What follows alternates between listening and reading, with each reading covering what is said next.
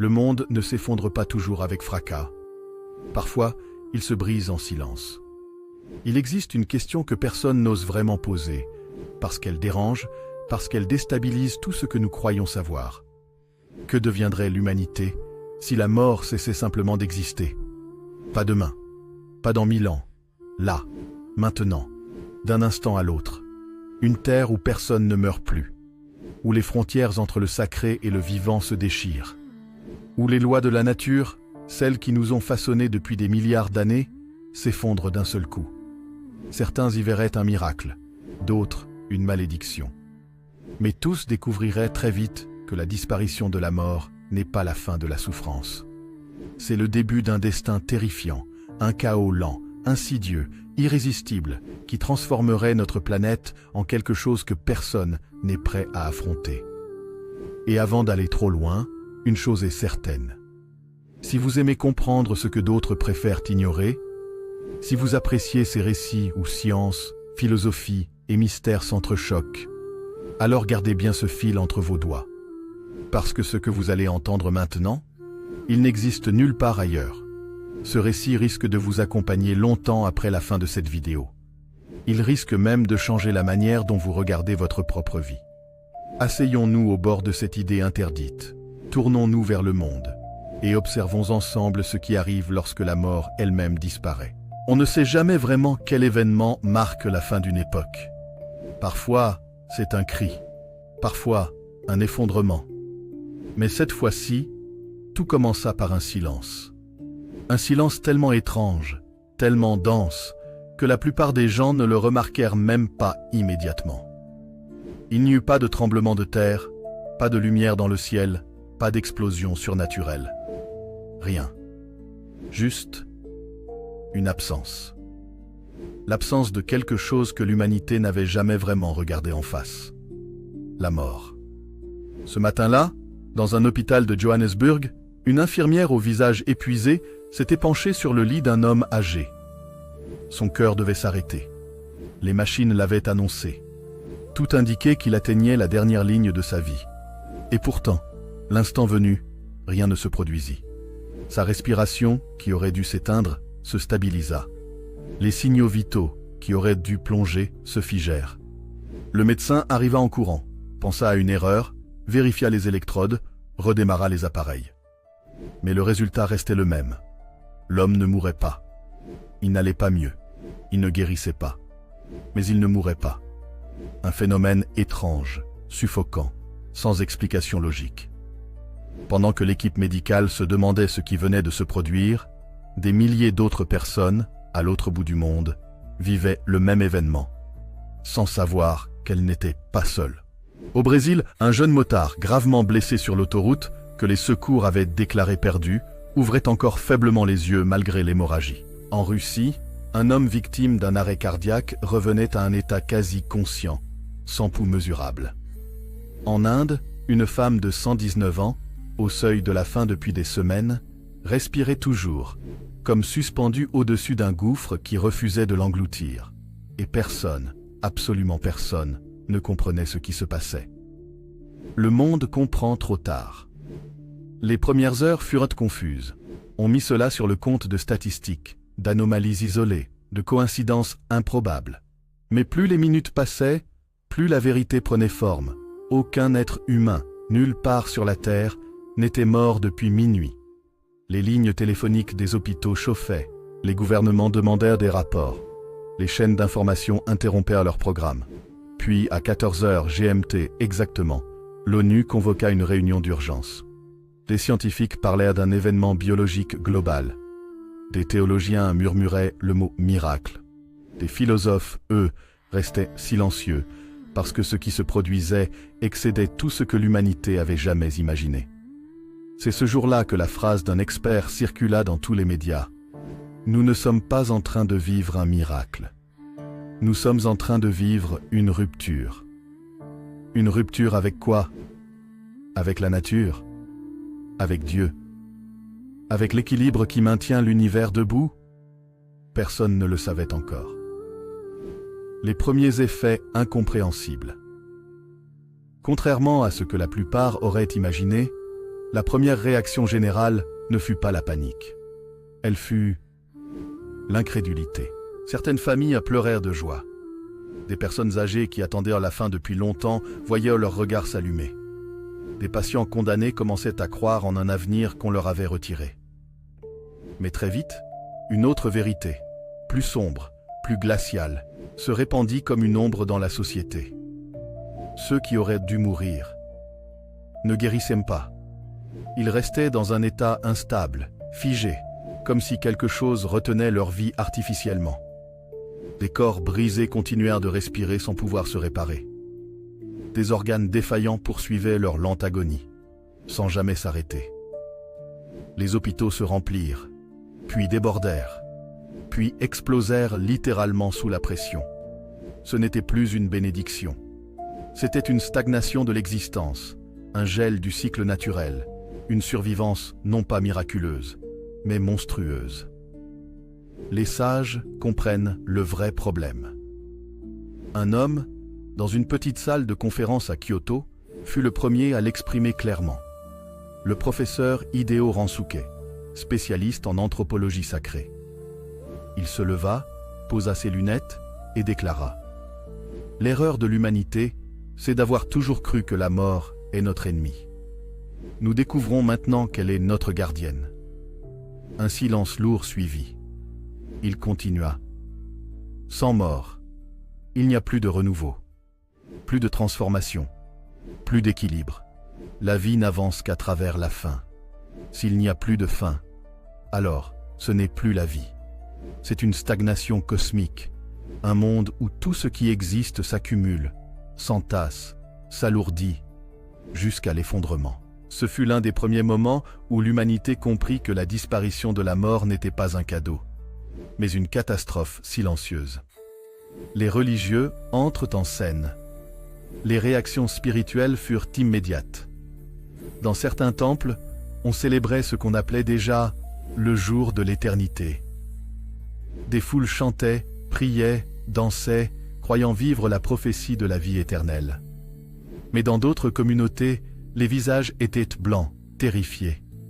Un vieux prêtre catholique murmurait : « Si la mort est une création divine, alors sa disparition n'est pas un miracle, c'est un abandon. » Dans un monastère du Tibet, un moine affirma : « Le cycle est rompu, le samsara ne tourne plus, le monde entre dans un état contre nature, cela ne peut pas durer sans conséquence. » Les dieux eux-mêmes, semblait-il, avaient été effacés d'un rôle essentiel, et personne ne savait pourquoi, ni depuis quand. Les gouvernements débordent. En moins de 3 jours, la situation devint ingérable. Dans les services d'urgence, des personnes qui auraient dû mourir restaient immobilisées dans des états parfois atroces. On ne pouvait plus les sauver. On ne pouvait plus les perdre. Les morgues, elles, étaient vides. Les criminels condamnés à mort demeuraient en parfaite santé, malgré les injections ou les exécutions qui n'avaient plus aucun effet. Les assurances vidèrent leurs contrats, incapables de comprendre les implications. Et les gouvernements, eux, commençaient à paniquer. Car une question se posait, celle qui effrayait même les plus cyniques. Si personne ne meurt, combien de temps l'humanité peut-elle survivre ? Les premiers modèles informatiques furent effroyables. Surpopulation en quelques mois, famine en moins de 2 ans, effondrement des ressources naturelles avant 5 ans, instabilité mondiale bien avant cela. Mais ce n'était pas le plus terrifiant. Ce qui effrayait vraiment les experts, c'était un détail auquel personne n'avait pensé. Les femmes continuaient de tomber enceintes. Les enfants continuaient de naître. La vie, elle, poursuivait son cours naturel. Mais la mort, elle ne suivait plus. Le cycle avait perdu sa symétrie. On savait désormais ce qui allait arriver. Une explosion démographique fulgurante, incontrôlable. Des millions de bouches supplémentaires, des infrastructures saturées, des logements insuffisants. Un effondrement logistique global. Mais le pire n'était pas la quantité d'humains vivants. Le pire, c'était la quantité d'humains qui ne pouvaient plus mourir. Certains dans un état végétatif, certains grièvement blessés, certains condamnés à vivre éternellement dans un corps brisé, un cauchemar sans fin, un enfer sans feu, une prison de chair, sans porte de sortie. 3 semaines après le début du phénomène, un groupe de chercheurs publia une étude confidentielle, immédiatement classée secrète. Selon eux, la disparition de la mort n'était pas un événement biologique, ni un phénomène spirituel, ni une anomalie statistique. C'était un arrêt systémique, comme si une force, un mécanisme, un moteur fondamental de la réalité avait été désactivé. Le rapport concluait par une phrase glaçante que quelqu'un finit par fuiter. Rien dans l'univers n'indique que la vie était censée exister éternellement. Le vivant n'est viable que parce qu'il disparaît. En d'autres termes, l'humanité venait d'entrer dans un territoire où elle n'aurait jamais dû mettre les pieds. Au fil des semaines, des millions de personnes finissaient par se poser une question redoutable. Si la mort a disparu, est-ce parce qu'on nous a retiré quelque chose? Ou parce que quelque chose arrive? Un astrobiologiste, dans une interview improvisée, osa dire tout haut ce que d'autres chuchotaient déjà. Et si la mort n'était pas une fin, mais un protocole, une fonction, un système de protection, un firewall cosmique? Et si sa disparition signifiait que ce contre quoi elle nous protégeait est en train d'approcher? Ces propos furent coupés en direct. Mais la phrase continua de circuler sur Internet, en boucle, comme une malédiction.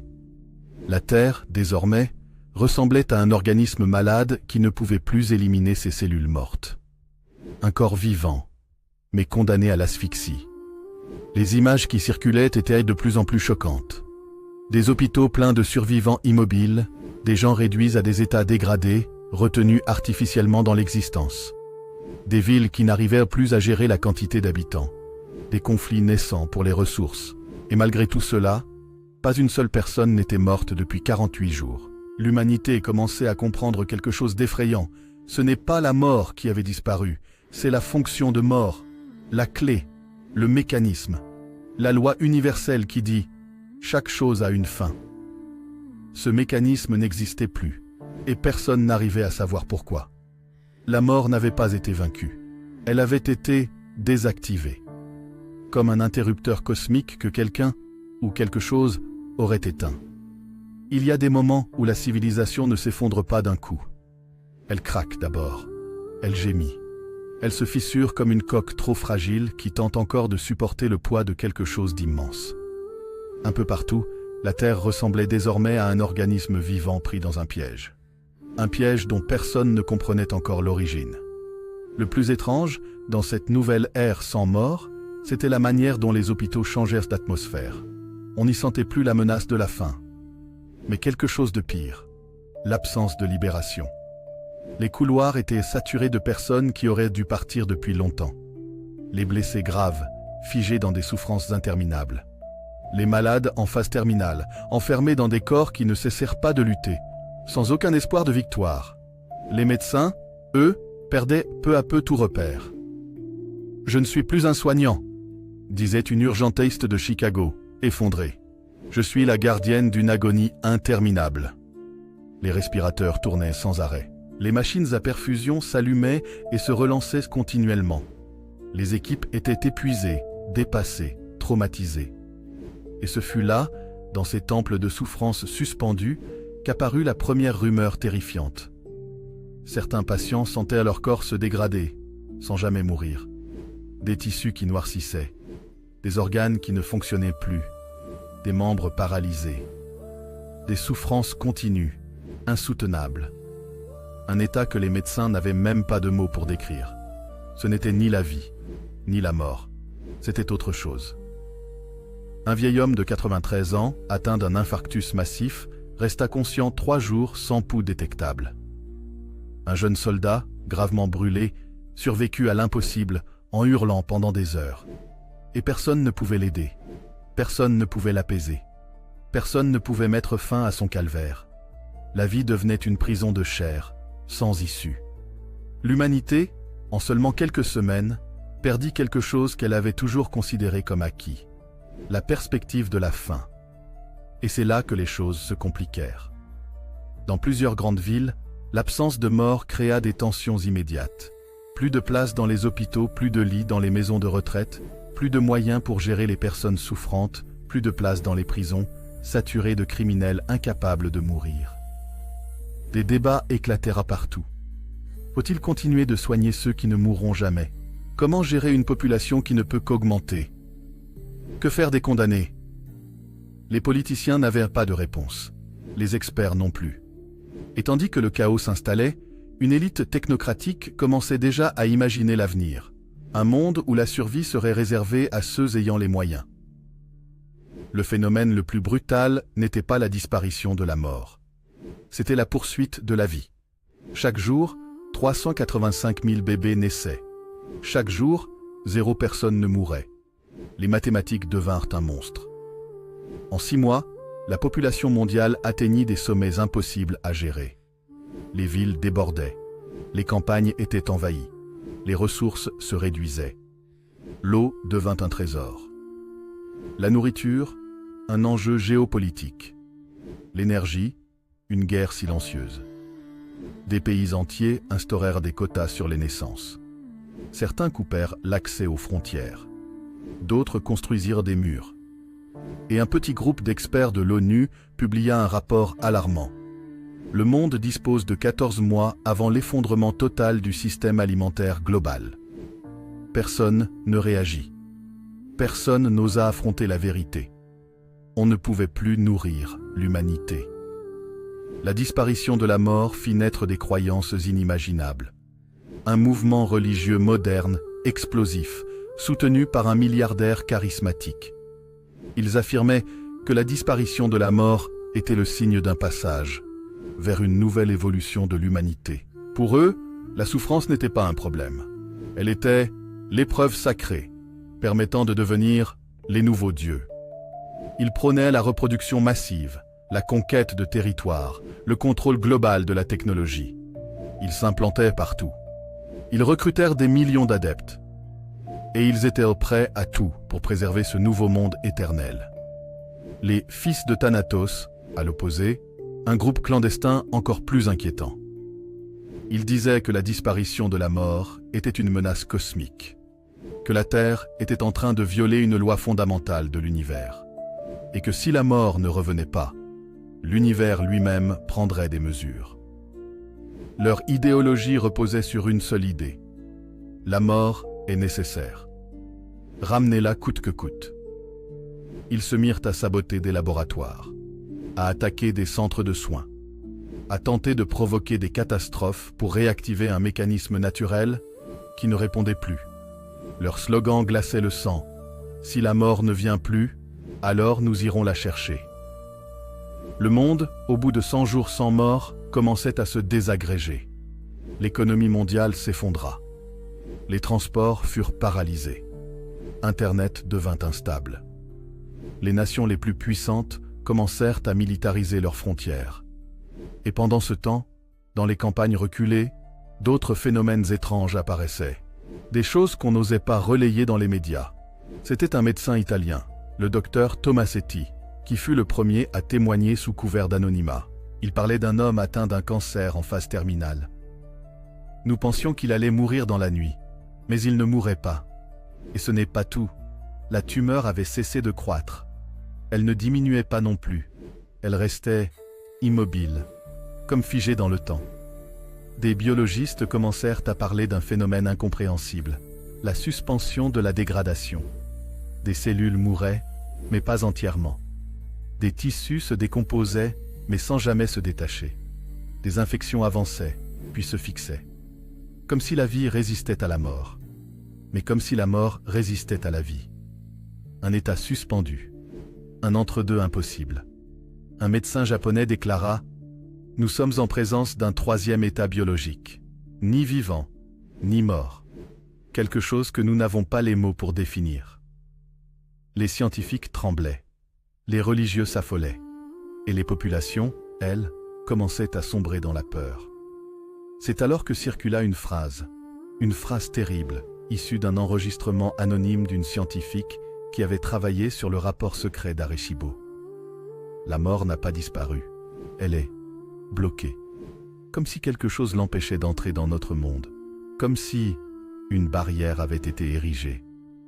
Une barrière? Par qui? Pourquoi? L'hypothèse que certains chuchotaient devint soudain effrayante. Et si la mort n'était pas seulement une fin, mais une fonction de protection? Une porte qui empêche quelque chose de passer? Si la mort était un bouclier cosmique, qu'arriverait-il si ce bouclier avait été désactivé? 48 heures plus tard, des observatoires du monde entier rapportèrent un phénomène étrange. Un motif lumineux, répétitif, anormal, dans une région précise du ciel. Un motif qui n'avait jamais été observé auparavant. Un motif qui semblait se rapprocher. Pas un astéroïde, pas une comète, pas un phénomène naturel, quelque chose de géométrique, quelque chose de précis, quelque chose de structuré. Un chercheur chilien déclara, on dirait une signature, un signal, ou pire encore, une arrivée. L'humanité comprit alors que la disparition de la mort n'était peut-être pas un accident, mais un prélude. À quoi?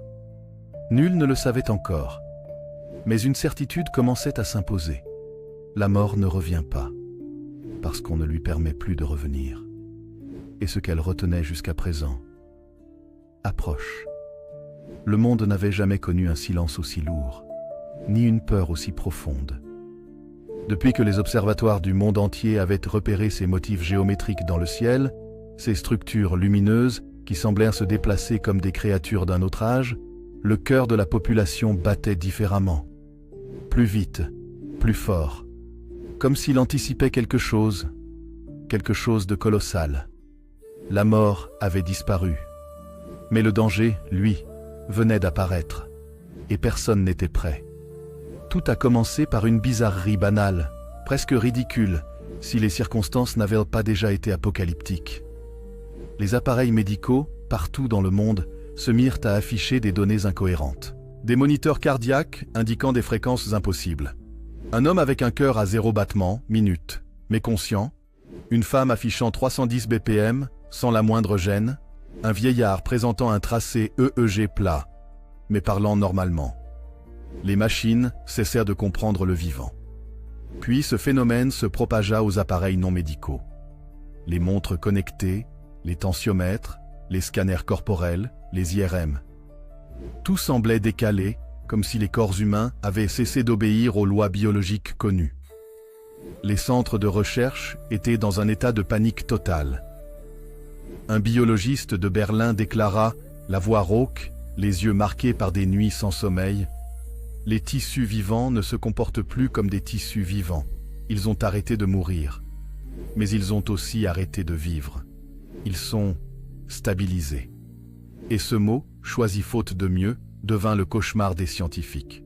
Stabilisé. Pas vivant. Pas mort. Juste là. Suspendu dans une éternité insoutenable. Au début, personne ne voulait l'admettre. Puis les preuves devinrent trop nombreuses. Des personnes blessées gravement ne cicatrisaient plus, mais leurs blessures ne s'aggravaient pas non plus. Une sorte d'équilibre étrange empêchait tout processus naturel de suivre son cours. Un jeune homme, renversé par une moto, garda la même plaie ouverte pendant 19 jours. Pas d'infection, pas de guérison. Les tissus figés. Comme si une force invisible retenait chaque cellule à l'état exact où elle était lorsque la mort avait disparu. Dans certains hôpitaux, on parlait désormais de gel vital. Mais ce n'était que le début. Puis vint l'horreur silencieuse. Des personnes déclarèrent ressentir leurs organes fonctionner différemment. Des cœurs qui battaient, mais pas de manière rythmée des poumons qui bougeaient, alors qu'ils ne prenaient plus d'air du sang qui circulait, sans pression des muscles capables d'agir sans énergie visible. La biologie humaine se transformait, pas comme une évolution, plutôt comme une adaptation forcée, une adaptation à un univers où la mort n'existe plus. L'humanité entra alors dans la phase la plus brutale de son histoire. Les systèmes de sécurité tombèrent les uns après les autres. Les prisons débordèrent. Les condamnés n'étaient plus exécutables, ni expulsables, ni même maîtrisables. Les hôpitaux devinrent des foyers de souffrance stagnante. Les refuges, les maisons de retraite, les centres psychiatriques, tous saturés. Les assurances, les banques, les gouvernements, effondrant, incapables d'opérer. Le monde fonctionnait avec une logique simple pendant des millénaires. Tout ce qui vit finit par mourir. C'était cruel, mais c'était stable. Désormais, le vivant ne s'arrêtait plus. Tout s'accumulait, tout se répétait, tout se surchargeait. Chaque ville devint une cocotte minute. Des groupes armés émergèrent, les revivants, les délivrés, les héritiers du néant. Tous persuadés que la disparition de la mort était un signe qu'ils étaient différents, choisis, supérieurs. Et au milieu du chaos, une question murmurait partout. Si la mort ne prend plus les âmes, alors où vont-elles? Les scientifiques de l'observatoire d'Arecibo, encore en ruine après l'effondrement de son antenne des années plus tôt, avaient continué leurs recherches malgré tout. Et un soir, ils mirent la main sur quelque chose d'impossible. Une énergie, une signature, une structure, invisible mais mesurable. Une sorte de voile cosmique enveloppait la Terre. Un champ colossal, subtil mais détectable, comme un filet énergétique, filtrant ce qui pouvait entrer ou sortir. Une chercheuse philippine déclara, les mains tremblantes, « Nous avions tort. La mort n'est pas absente. Elle est bloquée. Nous sommes enfermés dans une bulle. » Une bulle? Un piège? Un autre scientifique compléta, « Et si la mort n'était pas un concept naturel, mais une interface? Une structure qui relie le vivant à quelque chose d'autre? Et si cette interface avait été coupée, volontairement? Une coupure, délibérée, précise, par une intelligence inconnue, une intelligence qui approchait. Les structures lumineuses dans le ciel se rapprochèrent chaque jour davantage. Elles n'étaient plus floues, ni lointaines, ni théoriques. Elles avaient des contours, des angles, des motifs qui semblaient se réorganiser comme un langage mathématique vivant. Plusieurs astrophysiciens firent la même déclaration. Ce n'est pas un phénomène naturel, c'est construit. Puis, les analyses spectrales révélèrent quelque chose d'encore plus terrifiant. Les lumières semblaient synchronisées avec la barrière énergétique qui entourait la Terre. Comme si la barrière n'était qu'un prodrome, un avant-goût. Comme si la présence dans le ciel en était l'origine. Un chercheur brésilien, spécialiste de la physique quantique, publia un rapport secret qui fut immédiatement intercepté par plusieurs gouvernements. Le document était clair, précis, glaçant. Et si la mort n'était pas un phénomène biologique, mais une régulation universelle? Et si une entité, naturelle ou non, contrôlait le flux des âmes? Si cette entité se retirait, l'équilibre se brise, et quelque chose d'autre remplit le vide. Quelque chose d'immense, quelque chose de jamais vu, quelque chose qui était maintenant dans notre ciel. Le rapport allait plus loin. Nous croyons que la mort empêche une forme d'existence d'entrer dans notre dimension. Une existence incompatible avec la vie mortelle. Maintenant que la mort ne filtre plus, cette chose s'approche. Et cette chose était peut-être déjà là. Les corps humains commencèrent à manifester des phénomènes étranges. Rêves récurrents du même paysage, sensation de présence même dans le vide, vision de silhouettes impossibles, voix internes qui ne provenaient pas de la conscience, perception de dimensions inexistantes, perte de sensations corporelles, impression d'être observé, de l'intérieur et parfois des fragments d'informations dans des langues inconnues. Les médecins parlaient de délire collectif. Les psychologues criaient à la crise globale. Les religieux parlèrent d'une guerre céleste. Les physiciens restaient silencieux, car ils avaient vu les données. Ils savaient. L'humanité n'était plus seule. Elle ne l'avait peut-être jamais été.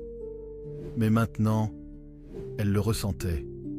Une présence diffuse, gloireuse, écrasante. Quelque chose d'ancien, de puissant, de patient. Quelque chose qui attendait depuis longtemps que la barrière cède. Cela s'est produit un matin banal, sans présage particulier. Le ciel, pour la première fois depuis des millénaires, vibra. Pas un bruit, pas un tonnerre, pas une explosion. Juste une vibration douce, presque harmonique, entendue dans tout le monde, même par ceux qui étaient sourds. Les lumières géométriques dans le ciel changèrent brusquement de motif. Elles se réarrangèrent dans une forme parfaite.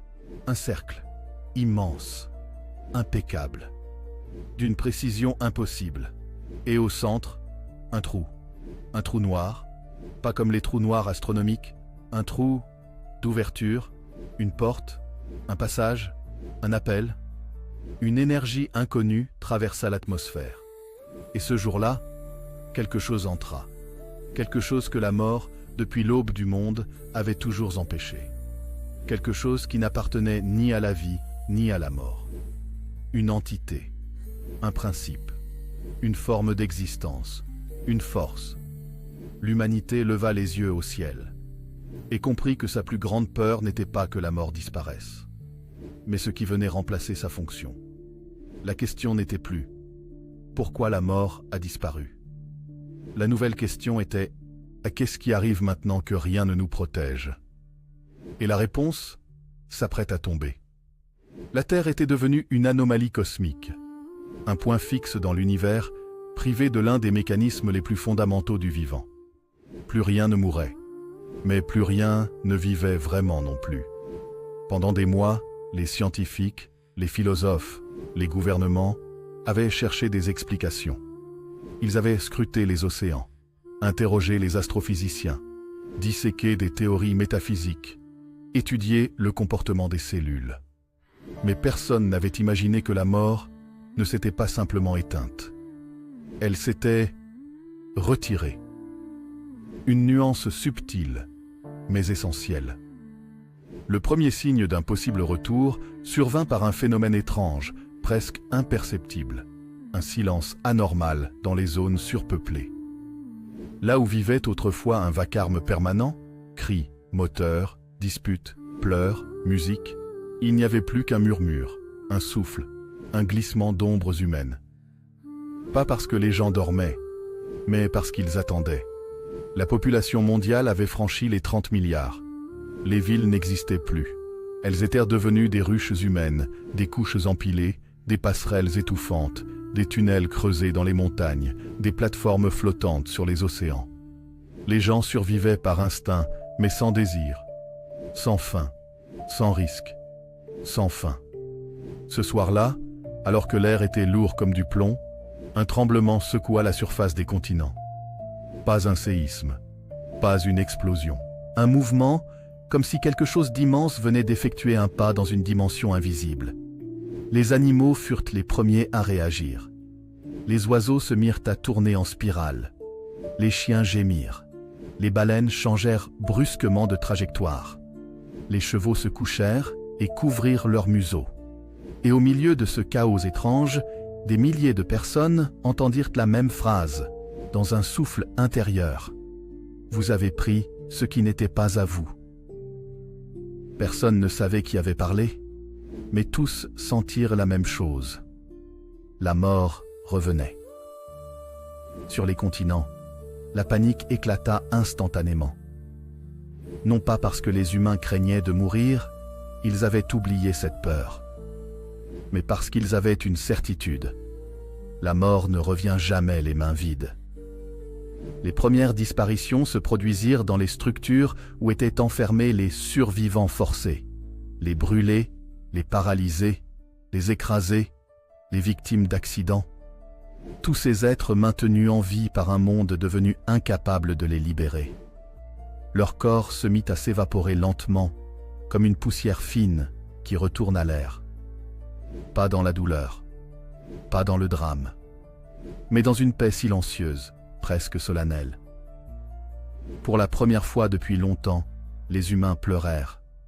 Pas de tristesse, de soulagement.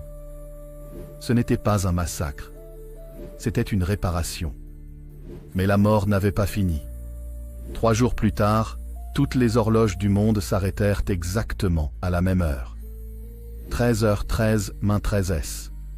Le temps, littéralement, cessa de s'écouler. Des témoins racontèrent que les ombres cessèrent de bouger, que les vagues se figèrent, que les flammes des bougies devinrent immobiles. C'est à ce moment-là qu'une silhouette apparut, visible à l'œil nu, comme une entité gigantesque faite de brume noire et d'étoiles. Pas un squelette, pas une faucheuse, quelque chose de plus ancien, de plus profond, de plus cosmique. La mort parla à l'humanité sans bouche, sans voix, sans forme définie. Je ne suis pas votre ennemi, je suis votre équilibre. Sans moi, vous vous êtes enchaîné vous-même.